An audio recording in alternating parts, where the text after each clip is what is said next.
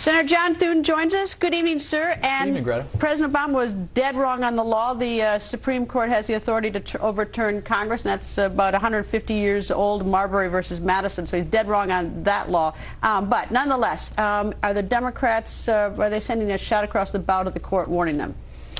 I think it would be a big mistake to come out and bash the court, irrespective of how this comes out. And I think that that could certainly backfire on them.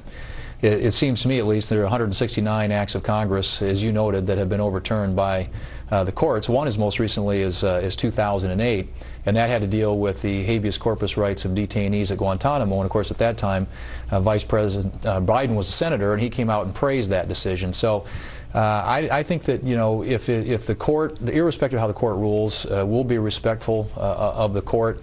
I certainly hope that they rule to overturn the mandate and hopefully other elements of the law. But if they don't, obviously, we'll be disappointed, but we'll respect that decision. Does that mean that if the Supreme Court says that the individual mandates are constitutional, that you can sort of step back and take a deep breath and say to yourself, yes, they're constitutional?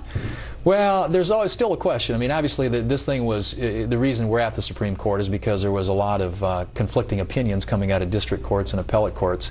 And so there is a question about the constitutionality, clearly. And the Supreme Court's going to, you know, put the final stamp on that one way or the other tomorrow.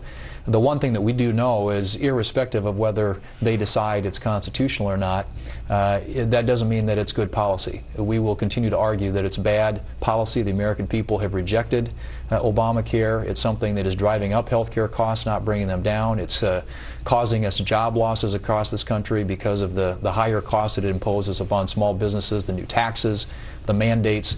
And so we're going to have clearly a debate about that one way or the other going into this fall. Do the Republicans in the Senate, I know you're not in the majority, but the Republicans in the Senate have a plan in the event that it's tossed out? Because, you know, regardless of whether this survives tomorrow or it does not, health care remains a huge concern of Americans. If it's thrown out tomorrow, do you have a plan of what you would like to see done with health care that you think would be good for America? Well, we do. And we, during the course of that debate, wanted to get some of our ideas into the mix. But of course, at the time, the president had the votes, and they did. They rammed it through.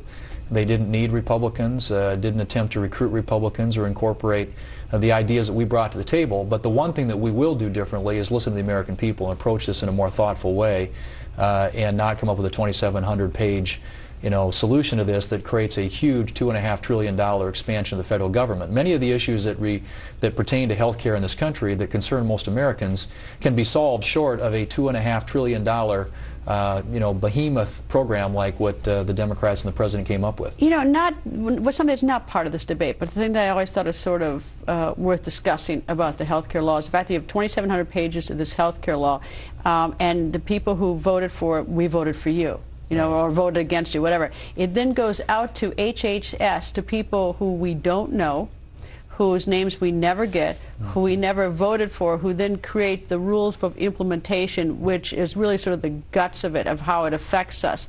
And so it's really actually, the health care law is actually, in the end, written by HHS. Well, right? Am I right? No, you are. And that's the thing. There's a lot that gets lost in translation between what Congress passes, the legislative intent, and sometimes what is implemented by the bureaucrats and the various agencies. And that's certainly the case with this. I mean, we've seen thousands and thousands and thousands of pages of regulations already to try and implement this.